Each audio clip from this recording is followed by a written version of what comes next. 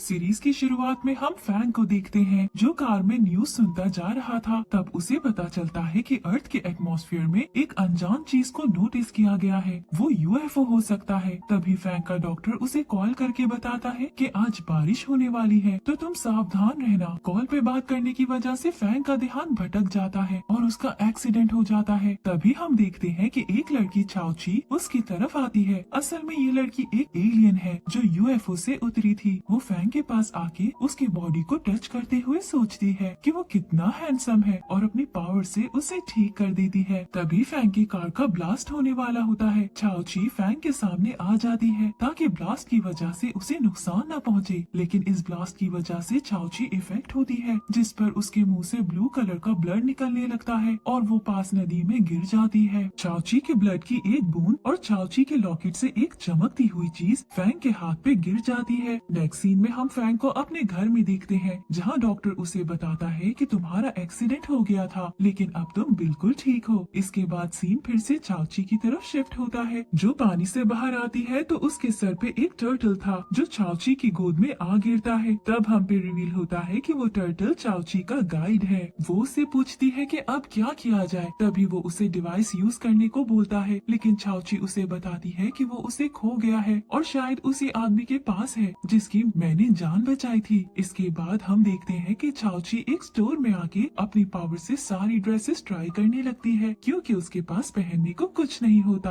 वो यूएफओ से बिना ड्रेस के उतरी थी और फैंग की कार से उसने बस एक शॉल अपने ऊपर ले ली थी। तभी मॉल में उसे एक ब्राइड की ड्रेस पसंद आती है और वो उसे पहन लेती है। एकदम मॉल के गार्ड्स वहाँ आ जाते हैं, जिन्हें देख चाओची वहाँ से भाग के बाहर सड़क पे आ जाती है। सड़क पे जाते ही वो फैंग के बारे में सोचने लग जाती है। तभी उसकी एक गाड़ी से टक्कर होने लगती है जो किसी और की नहीं बल्कि फैंग की ही गाड़ी थी। पर चाओची अपनी पावर से वहाँ सब कुछ फ्रीज कर देती है। पर हैरान की बात ये थी कि मैजिक की वजह से हर चीज तो रुक जाती है, लेकिन फैंग बिल्कुल नॉर्मल था। पर वो इस सब को अपनी नजरों का धोखा समझ के आगे बढ़ जाता है। इसके बाद हम चाओची को एक बार में देखते हैं जहाँ वो ड्रिंक कर रही है। तभी वो एक लड़के लाई को नोटिस करती है। उसे देख के चाओची को ऐसा लगता है कि शायद ये वही उस रात वाला लड़का है, क्योंकि लाई भी बहुत हैंडसम है। तभी उस लड़के को फैंग की कॉल आती है और हमें पता चलता है कि वो फैंग का स्टेप ब्रदर है, जिसे फैंग ने आर्टिस्ट शो के लिए पेंटिंग बनाने को बोला था, लेकिन वो एंजॉय करने बाहर आ जाता है। चाओची नशे में वहाँ से जाने लगती है। तभी बार ऑनर बिल लेके आती है, लेकिन चाओची ने इतनी बियर पी रखी थी कि वो बेहोश हो जाती है। वो उसे अपने घर ले आती है क्योंकि कपड़ों की वजह से उसे चाओची किसी बड़े घर की लग रही थी। सुबह जब चाओची को होश आता है तो बिल पे करने के लिए उसके पास पैसे नहीं होते, लेकिन चाओची कहती है कि वो बिल के पैसे चुकाने के लिए कुछ भी करेगी। फिर हम देखते हैं कि बार ऑनर मिस चाय उसे अपने एक होटल में डिलीवरी का काम दे देती है, लेकिन जैसे ही वो डिलीवरी देने जाती है डर की वजह से रूट क्रॉस नहीं कर सकती। कुछ टाइम इंतजार के बाद वो मैजिक से टेलीपोर्ट हो जाती है और ये सब गाड़ी में बैठे फैंग देख लेता है। इसके बाद हम चाओची को देखते हैं जो डिलीवरी करने के लिए लाई के पास आई थी। लाई उसे बताता है कि मेरे भाई ने मुझे कैद में रखा हुआ है और बस तुम ही मुझे निकाल सकती हो। अब हम लाई को चाओची के कपड़े पहन के बाहर जाता देखते हैं। फैंग जैसे ही वहाँ आता है वो लाई को चाओची के कपड़ों में देख के शॉक हो जाता है। चाओची किसी तरह बच के वहाँ से भाग जाती है, लेकिन फैंग को रेस्टोरेंट का कार्ड और खाना मिल जाता है। अगले दिन लाई चाओची के कपड़े देने आता है और मिस चाय को चाओची के लिए मैसेज देता है क्योंकि लाई चाओची को डिनर पे ले जाना चाहता है। इसके बाद फैंग भी वहाँ पहुँच जाता है और सारा रेस्टोरेंट बुक करवा लेता है। चाओची वहाँ आती है और फैंग को देख के भागने लगती है, लेकिन तभी मिस चाय उसे बताती है कि फैंग ने पूरा रेस्टोरेंट बुक किया है और डिमांड की है तुम उसके लिए खुद खाना बनाओ। और ना चाहते हुए भी चाओची को उसकी बात माननी पड़ती है, लेकिन उसे कुछ समझ नहीं आता कि खाना कैसे बने। इसी वजह से किचन में आग लग जाती है। फैंग अपनी शर्ट उतार के उस आग को बुझाता है। चाओची उसकी बॉडी की तरफ अट्रैक्ट होती है और उसे टच करती है। टच करते ही उसे याद आ जाता है कि फैंग ही वो इंसान है जिसे उसने बचाया था। फिर वो फैंग को लाई की हरकत बता के अपनी सिचुएशन क्लियर कर लेती है। चाओची सोचती है कि अगर उसे डिवाइस यानी वही क्रिस्टल जो उसके लॉकेट से निकला था फैंग से वापस चाहिए तो उसे इसके घर में जाना होगा। वो नाटक करके किसी तरह फैंग के घर पहुंच जाती है, लेकिन वहाँ उसे कुछ नहीं मिलता। इसके बाद नेक्स्ट सीन में हम फैंग की स्टेप मदर को उसके भाई से बातें करता देखते हैं, जो उसे बोल रही होती है कि वो चाहती है कि लाई को कंपनी का प्रेसिडेंट बनाया जाए, इसीलिए वो फैंग के खिलाफ एक जो नामी गर्ल के जरिए साजिश प्लान करते हैं। वहाँ मिस चाय चाओची को फैंग के ऑफिस जाके केटरिंग का कॉन्ट्रैक्ट साइन करवाने को कहती है। ऑफिस पहुँच के वो फैंग के कैबिनेट में जाके तलाशी लेना स्टार्ट कर देती है, लेकिन कुछ नहीं मिलता। उल्टा जब फैंग रूम में आता है तो अपनी चीजों को उल्टा सीधा देख के उसे चाओची पे ही शक होता है, जो उसके आने की आहट सुन के छुप गई थी। फैंग चाओची को बाहर आने को कहता है। अब लाई फिर से मिस चाय के रेस्टोरेंट आता है और बहुत ज्यादा ड्रिंक करता है। चाओची उसे रोकती है, तभी वो उसके हाथों को टच करता है। एलियंस की स्किन सेंसिटिव होती है, जिस वजह से उसे हाथों पे जलन होने लगती है। यही वजह है कि चाओची हमेशा ग्लव्स पहन के रखती थी, लेकिन इस वक्त उसने ग्लव्स नहीं पहने हुए थे। फैंग लाई को ढूंढता हुआ रेस्टोरेंट आता है। लाई को बेहोश देख वो अपने सेक्रेटरी जिन को लाई को घर ले जाने के लिए बोलता है। तभी उसे स्टोर रूम में चाओची नजर आती है, जिसकी तबीयत लाई के टच करने की वजह से खराब थी। फैंग जैसे ही उसके पास आता है, वो ठंड लगने की वजह से उसे हक करती है और वो दोनों वहीं सो जाते हैं। सुबह जब चाओची जागती है तो फैंग उससे पूछता है कि रात तुम्हें इतनी सर्दी क्यों लग रही थी, कहीं तुम एलियन तो नहीं। लेकिन चाओची बात कवर करने के लिए उसे कहती है कल वो फ्रिज के पास गई थी, इसीलिए सर्दी लग गई। फैंग को उसकी बातों पे यकीन तो नहीं आता, पर वो वहाँ से चला जाता है। जिसके बाद वो जो से मिलता है, जिसे उसकी स्टेप मॉम ने उसके पीछे लगाया है। उसे लगता है कि ये उसके जो के साथ पहली मुलाकात है, पर हम पे रिवील होता है कि जो फैंग की एक्स गर्लफ्रेंड रह चुकी है। पर फैंग को चीजें भूलने की बीमारी है, जिसकी वजह से वो जो को भी भूल गया था। चाओची फैंग के ऑफिस उसके लिए खाना डिलीवर करने आती है, लेकिन रास्ते में सारा खाना गटर में गिर जाता है। फैंग चाओची की लोकेशन चेक करता है तो उसे पता चलता है चाओची पिछले 30 मिनट से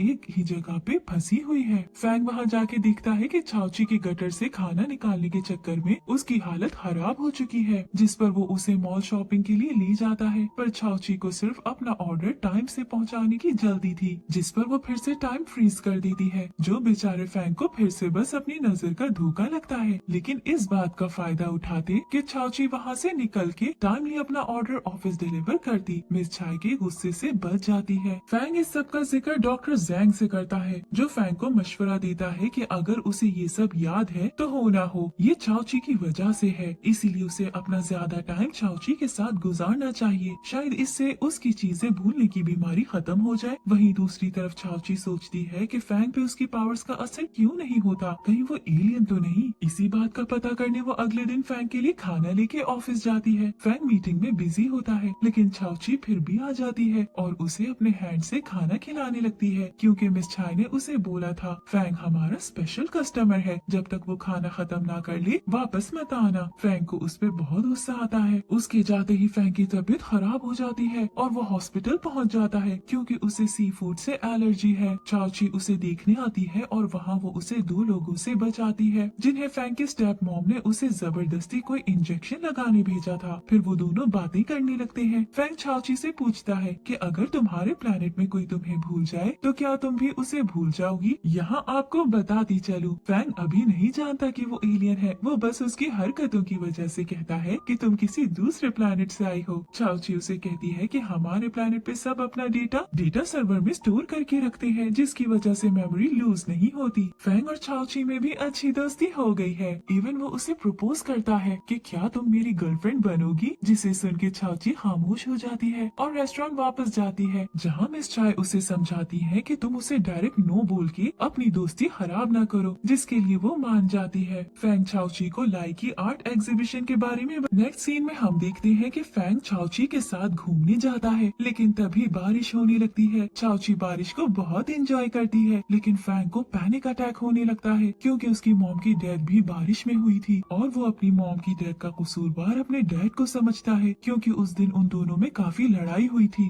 चाओची फैंग को ऐसे देख उसे काम डाउन करने लग जाती है। एक दिन चाओची को अपने डिवाइस की पावर फील होती है। वो उसका पीछा करते हुए जाती है और देखती है कि वो फैंग की रिसर्च लैब में है। लाई की मदद से वो किसी तरह वहाँ जाती है, लेकिन पकड़ी जाती है। चाओची ने अभी फैंग को उसके प्रपोजल का जवाब नहीं दिया होता, इसीलिए वो उसे इम्प्रेस करने के लिए फ्लावर्स लेके मिस चाय के रेस्टोरेंट पहुँच जाता है। पर चाओची फैंग के ऑफिस पहुँच जाती है और उससे अपनी जॉब की बात करती है। फैंग उसे अपने ऑफिस में जॉब दे देता है, लेकिन चाओची कहती है कि उसे ऑफिस के रिसर्च डिपार्टमेंट में जॉब चाहिए, जिसके लिए फैंग मान जाता है और चाओची वहाँ जाते ही अपना डिवाइस वहाँ से निकालने में कामयाब हो जाती है। डॉक्टर जैंग एक बार फिर ये जानने पर कि फैंग चाओची को नहीं भूल चूल्हा है उसे छाओची के साथ रहने को कहता है, जिस पर इस बार फैंग मान भी जाता है क्योंकि वो खुद भी अब छाओची को पसंद करने लगा था। लाई छाओची को फैंग की बीमारी के बारे में बताता है, जिसे सुन के वो बहुत उदास होती है। दूसरी तरफ फैंग की स्टेप मॉम ने फैंग के डैड को उसकी बीमारी का बता दिया है। वो फैंग से इस बारे में पूछते हैं, लेकिन तभी ऑफिस में छाओची आ जाती है और कहती है कि वो रिपोर्ट्स उसकी थी जो आपको दिखाई गई है। फैंग के डैड को वो लड़की कुछ ज्यादा पसंद नहीं आती, वो उसे बहुत बुरा भला कहते हैं। फैंग के डैड उसका रिश्ता जो के साथ फिक्स कर देते हैं, लेकिन फैंग छाओची के खातिर उनके आगे स्टैंड लेता है और अपने साथ ही रहने के लिए घर ले आता है ताकि उसके डैड देख सके वो छाओची के लिए कितना सीरियस है। पर उसके डैड को उसकी ये हरकत बिल्कुल पसंद नहीं आती। फैंग के छाओची से उसकी फैमिली के बारे में पूछने पर वो कह देती है कि वो एक अनाथ है। एग्जीबिशन वाली जगह पे आग लग जाती है। लाई को किसी की कॉल आती है, वो उसे आग के बारे में बताता है और साथ ये भी कहता है कि छाओची ने उस आग को टाइम पे बुझा दिया, वरना नुकसान ज्यादा हो सकता था। लाई की मॉम उसके डैड को अब लाई को भी ऑफिस में जगह देने को कहती है, जिससे लाई ज्यादा खुश नजर नहीं आता। लाई की मॉम उसे जबरदस्ती रूम में लाके बताती है कि एग्जीबिशन वाली जगह पे आग उसी ने लगवाई थी ताकि लाई ऑफिस ज्वाइन कर सके। लाई को ये जान के बहुत गुस्सा आता है कि मॉम की वजह से छाओची की जान खतरे में पड़ी, क्योंकि वो दोनों भाई तो एक दूसरे को बहुत प्यार करते हैं। पर इनकी ये मॉम इन्हें अलग करने का कोई मौका नहीं छोड़ती। अगली सुबह छाओची देखती है कि उसका डिवाइस फिर से गायब है। वो एग्जीबिशन वाली जगह पे जाके तलाश करती है, मगर उसे नहीं मिलता। तभी बाहर उसे लैब इंचार्ज आइलुन देख लेता है, जिसे डिवाइस खो जाने की वजह से पहले ही छाओची पर शक था। वो अंदर जाता है तो उसे पता चलता है कि छाओची अपनी खोई हुई चीज तलाश करने यहाँ आई थी। वो भी रूम की तलाशी लेने लगता है, जहाँ उसे एक सफायर स्टोन मिलता है जो छाओची के कल वाले ब्लड से बना था। आइलुन वो सफायर स्टोन जो को दिखाता है और उसे उस एग्जीबिशन वाली जगह की सीसीटीवी फुटेज लाने को कहता है, क्योंकि वो एग्जीबिशन उसी ने ऑर्गेनाइज करवाई थी। छाओची अपने टर्टल से बातें कर रही है कि अब वो डिवाइस कहाँ तलाश करे। टर्टल उसे कहता है कि तुम फैंग को सब कुछ बता दो, वो तुम्हारी हेल्प जरूर करेगा। उसी रात दोनों जब बातें कर रहे होते हैं तो छाओची उसे इनडायरेक्टली बताने की कोशिश करती है, मगर फैंग को वो सब उसकी इमेजिनेशन की बातें लगती है। लाई ऑफिस ज्वाइन कर लेता है, जहाँ उसे एक न्यू प्रोजेक्ट पे काम करके अपनी काबिलियत दिखाने का मौका दिया जाता है। दूसरी तरफ टर्टल छाओची से कहता है कि अगर तुम सुसाइड कर लोगी तो हो सकता है तुम्हारे सिग्नल्स हमारे प्लेनेट तक पहुँच जाए, जिससे वो तुम्हारी डेड बॉडी लेने आ जाए। वो मुख्तलिफ तरह से सुसाइड करने की कोशिश करती है, लेकिन कामयाब नहीं होती। फैंग को उसकी उल्टी सीधी हरकतों का पता चलता है, जिस वजह से वो उस पर बहुत गुस्सा करता है और उसे अब कंपनी में टफ